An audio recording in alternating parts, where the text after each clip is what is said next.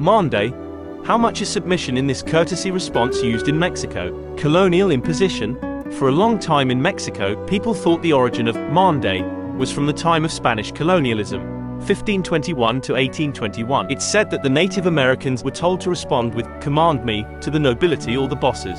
The use of the expression Mande is mistakenly attributed to the colonial era of Mexico, according to Company. To the surprise of many, this theory of imposition has no documentary sustenance. Company searched the Spanish diachronic corpus, which collects texts from all time periods and places in which Spanish was spoken, and there is no reference indicating any form of colonial imposition for the use of Mande. More than 9,000 documents, and there is not a single Mande in the colonial period. From the first ever document in 1494, which corresponds to the Caribbean area, until 1905, there are thousands of references in administrative documents with phrases such as command to inform, command to say, command to do your lordship, command to ask for your grace. Today, Mande is heard less and less, which was deeply rooted in Mexican society for centuries. Historic corpus does not make it possible to say that this is an act of colonial submission. It is an act of respect. It is an act of managerial speech. Yes, it is respectful. But the direct documentation of this Mande in the colony does not exist, says Company.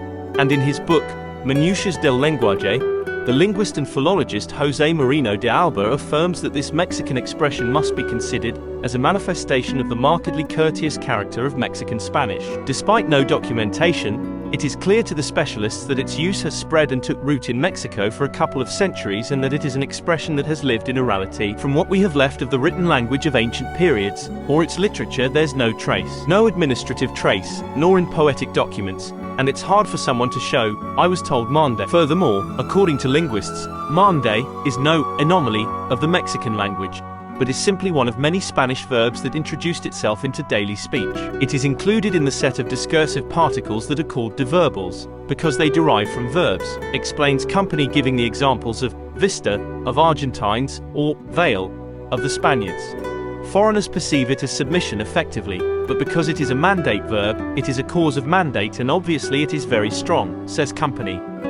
In some rural regions of Spain itself, well into the 20th century, the Mande, as used in Mexico, was still heard. And in the Catalan you say manim, or its simplest form, mana.